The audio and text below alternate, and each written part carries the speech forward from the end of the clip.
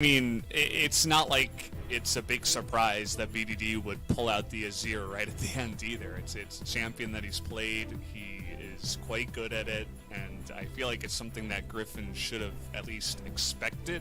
Perhaps not picking so much for the composition, perhaps more so just for what the individual players want to play. That's been something that we've seen a lot in the LCK, in other regions as well, where the players will just favor picks that they feel comfortable on. And speaking of which, Hoya is going to be jumping on Sylas, so definitely a more so kind of a playmaking champion, although it is a bit of a bruiser as well. So will be interesting to see how he does in this game. Obviously, we can have the double Ornhorn coming out here, as he is going to be going up in the top lane. Yeah, we'll see what Griffin is going to manage to do here.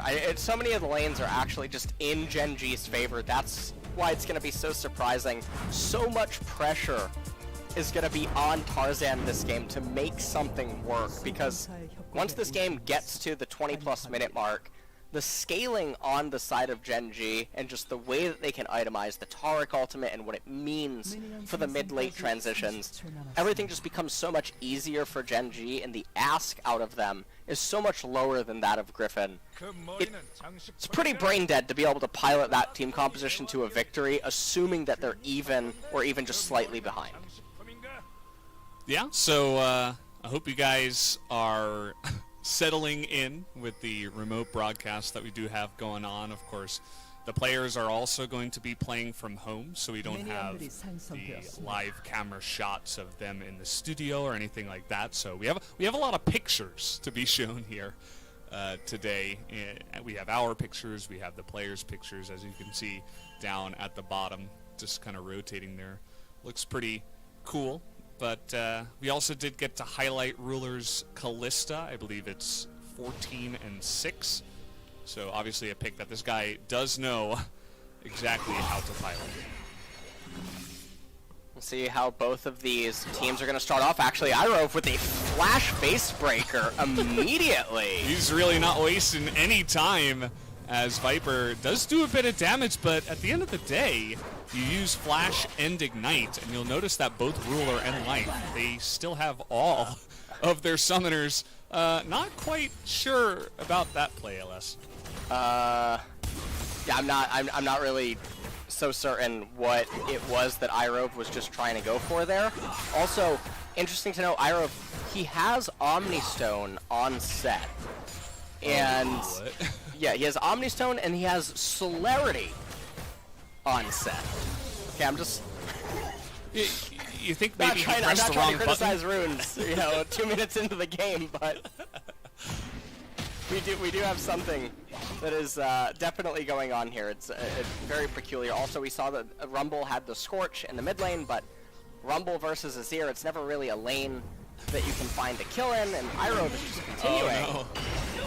Yeah, I mean, he is the set. He is going to be pretty tanky and take decent trades, as you can see. It looks really silly to play as well as the rune choice, but he's been able to make some of the trades work.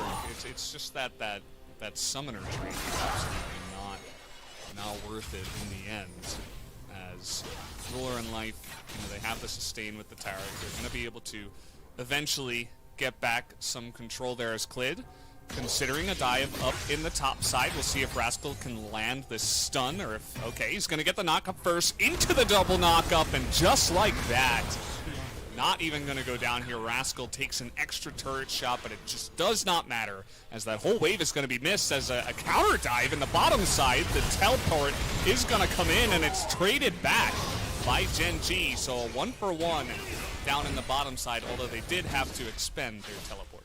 Yeah, and so they do use the teleport down in bottom. Azir are going to be able to pick up some of the XP as well as the CS. Top lane is extremely rough right now, though. Rascal able to save his teleport. Seemingly, he got the big wave crash. Take a look at this. All these minions, all this XP. Uses the knockup, really easy chain together with Clid, and then down here in the bot lane, Tarzan, he comes down immediately. They go for the dive. It ends up just being a 1-for-1. It's not the end of the world, though. Yes, Azir did miss some of the stuff in mid lane, but he ended up getting some value down in bot lane.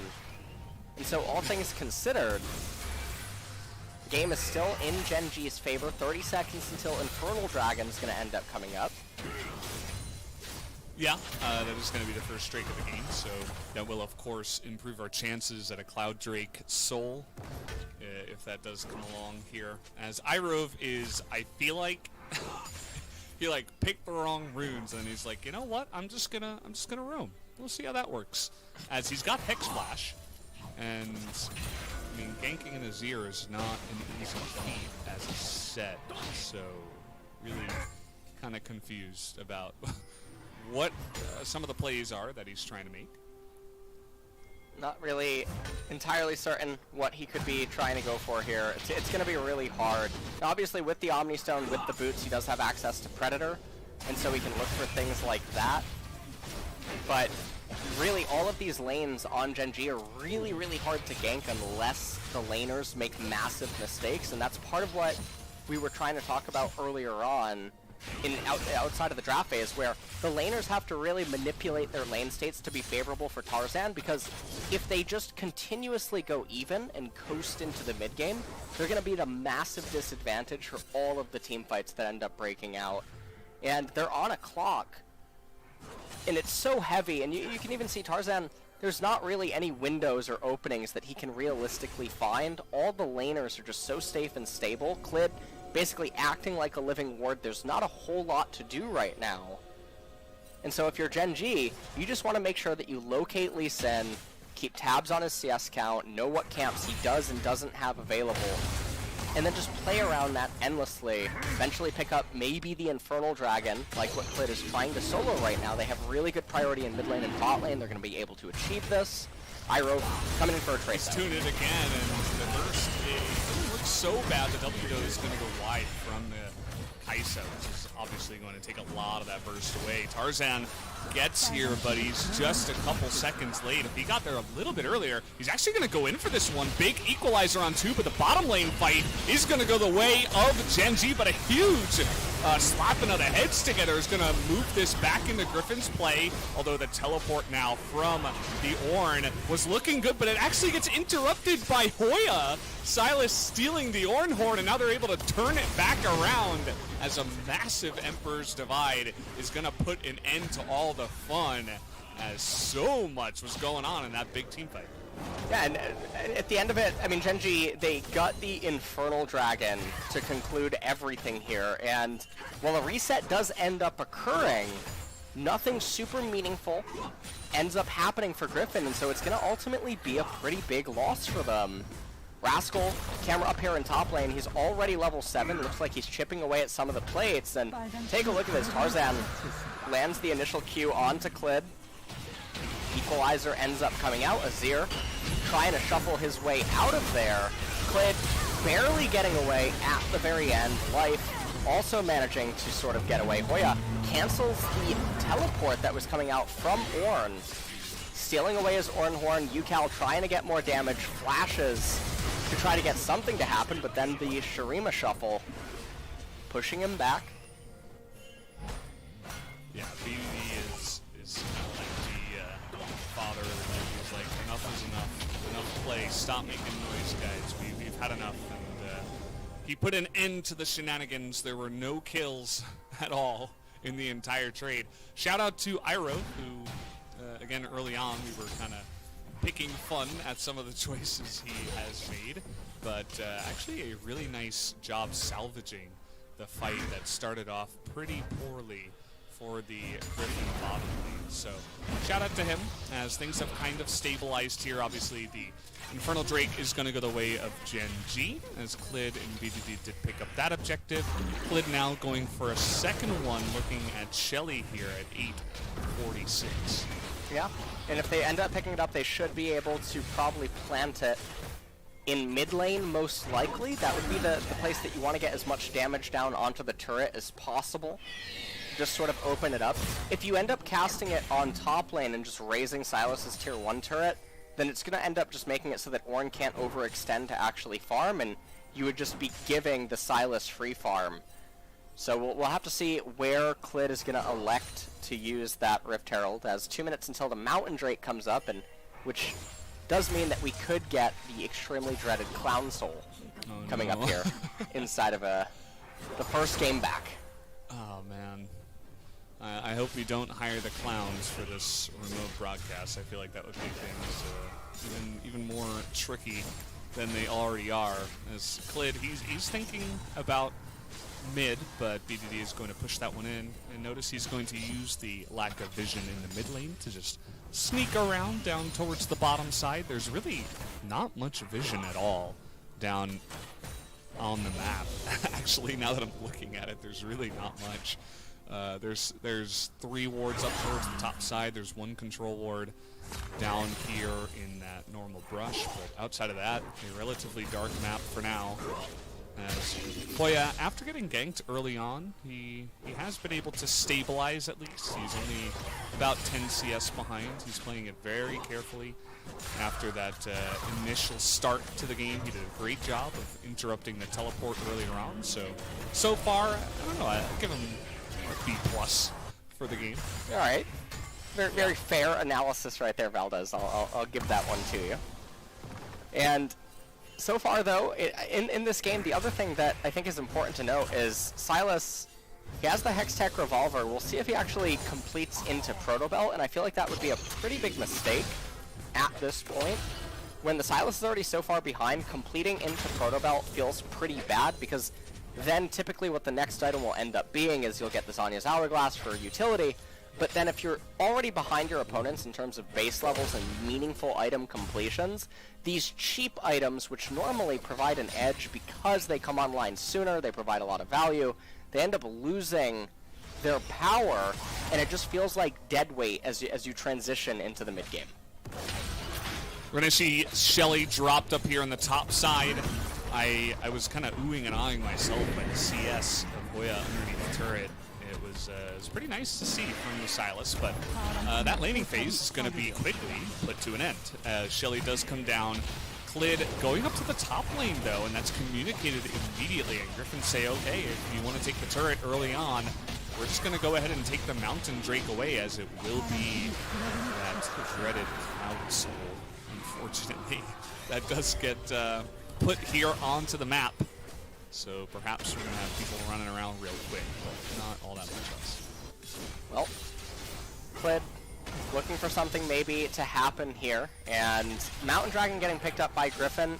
It is a nice little resistance for them, but there's so much magic damage that really comes out of Gen G from the Azir, from the Tark, from the Ornn as well, that none of their champions really build any MR, so they're not getting a lot of amplification there. Obviously, the armor stats, once we start getting into later stages of the game, is going to be pretty nice. But Cloud Dragon, not the most prestigious soul to really chase after, and so I really feel like that is a pretty good role for Gen G in the sense that it's not super crucial that they stop any of Griffin's attempted captures of it, if there's something else of value to be gained on the map.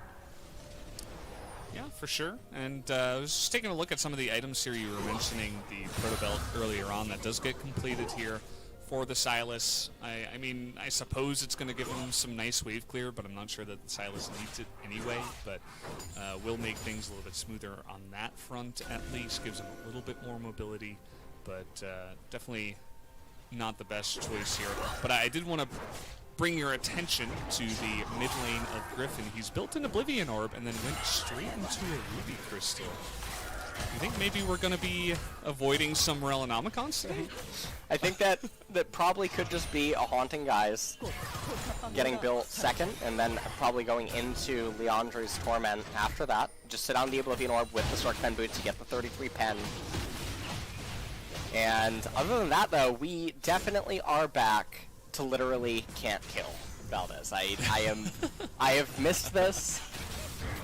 I saw some comments about it. Okay. Tarzan, you okay over there, buddy? He wanted to actually be like one of the like in the movie, right, where the monkeys are like swinging on the vines. Yeah. That's actually exactly what Lee Sin just looked like right there. He was swinging through the jungle. It kind of looks like he was sucked through a black hole or something. Yeah. He went from all the way on his side of the jungle to underneath the turret in under 2 seconds, just like going for a crazy ride. So he did get out alive though. So I suppose he's watched that Interstellar movie more than once. Knows how to make it through that black hole. I mean, you talked about being on a timer here for Griffin. I feel like the early game was a pretty nice lead garnered by Gen G. And Griffin has stabilized, but that's just not good enough given their team composition. No, it really isn't. I mean, Griffin stabilizing still does mean that they are behind. They're down right now about 3,000 gold. The Infernal Dragon will eventually outscale the Mountain Drake. 유진 미드 여기 핑 확신 노플 saying no flash. 노힐 럼블 잘했고 상거리까지 뚝 이름 유진 노플 럼블 띵아 And that was just a quick little replay there, but everything on the side of Griffin is really just so stunted. They're going to constantly keep playing ping pong. We're no stranger to this inside of the LCK. And Ruler just hopping around down here in bot lane, getting some chip damage. And honestly, Valdez, I wanted to ask you how you've been enjoying the last 19 days. Yeah, it's been... I can't really say that it's changed my life all too much, to be honest. Like, I'm absolutely, a gamer through and through, and a lot of my time was spent out indoors, rather. In the past, I used to, occasionally meet friends and maybe take the train a little bit more often, but outside of not doing that as often as I used to, kind of just, sticking around at home, playing games, chilling out. The one thing that I'm kind of sad that I do not have in this time is actually a Switch for some of that good Animal Crossing. And yeah, I a lot of the other games, But yeah, what about you? What have you been up to? Well, I got back to co-streaming recently. That was good because LCS and LEC was canceled temporarily, but now they are resumed, so that's been fun. And not too much else actually. I don't really go outside or do anything with the whole Corona situation. Yeah. And, but didn't get sucked into the Animal Crossing. That didn't happen. Really? Yeah. Okay. You say like sucked in as if it's like a demon sucking out your soul or something. It really seems like everyone is trying to get each other to play it. Yeah, it does seem like a pretty addicting game, to be honest. It really does, yeah. When I looked at it, so perhaps in the future. But we do have some League of Legends happening. Irov did have to flash away as he was taken here, but now we do have the Silas horn coming on in. Irov looking for that engage, a really nice equalizer on top of the whole team. But it might not matter as Life actually hits only his ultimate onto himself. But you can see fighting front to back now that the ultimates are down. Viper doesn't have any room to chip away, whereas Ruler and BDD is easily able to fight from the back there, chase them down. They've got good mobility, although Viper has been going a little bit on a ring around the rosy here. As, that actually hit. Yeah, he flashed there. It was a little bit of a weird, what do you call it, visual there. But he does pick up the kill with that stun, as that will be the win in the team fight, as well as the first Cloud Dragon going down to the side of Gen G. Yeah, at this point of the game, 4,000 gold lead here for Gen G. They get the Cloud Dragon. Irov not going to really be able to find anything. And when you take a look at other stuff going on, we see UCal actually completed the Morello. When he had the Ruby Crystal, he could have picked up the Haunting guys, but perhaps wanting as much power as possible for this upcoming fight, even valuing the Grievous Wounds here. Out of this team fight, Rascal getting a really good knockup, but there's just no way for this Griffin team composition to really stand up to Gen G's at this stage of the game. We talked about this in the draft select, and it really didn't look to me like that stun was going to hit, but he flashed. Yeah. Like he flashed. I know, it was weird. He didn't change where his position was at all with the flash. He did flash.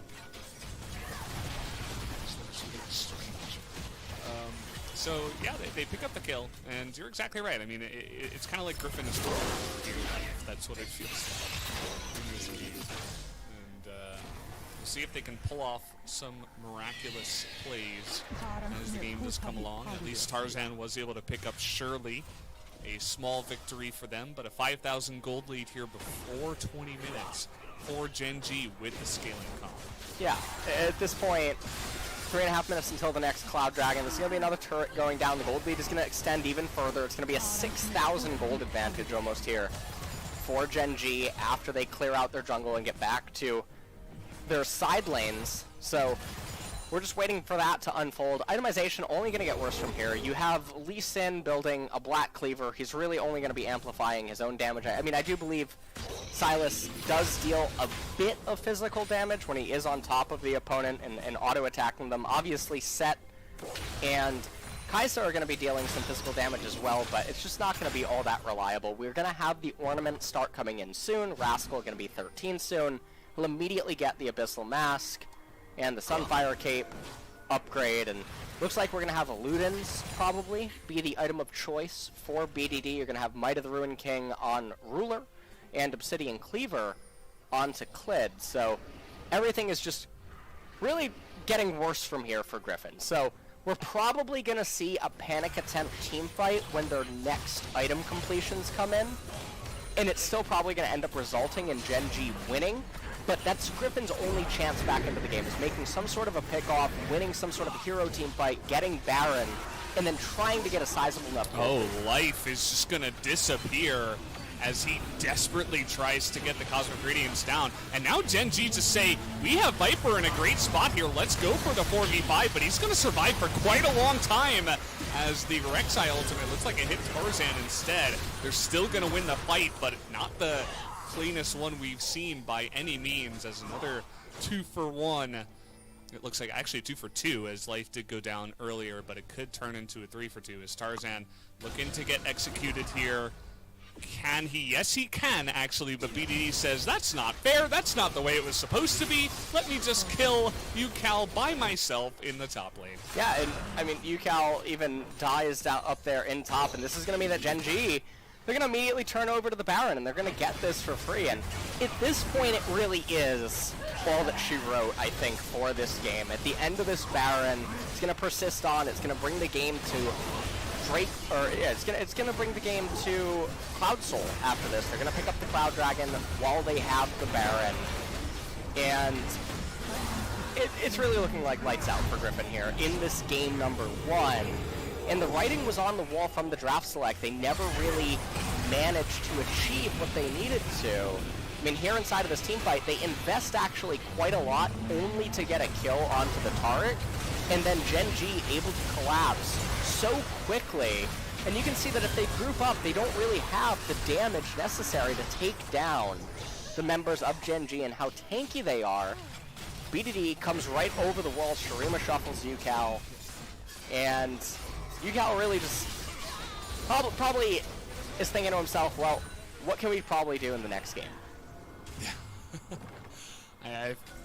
Excuse me. I feel like he's probably been thinking that a lot so far in this season. Unfortunately, UCal definitely one of the more vocal members. As well, looking for a kill now, a pick onto Hoya just like that.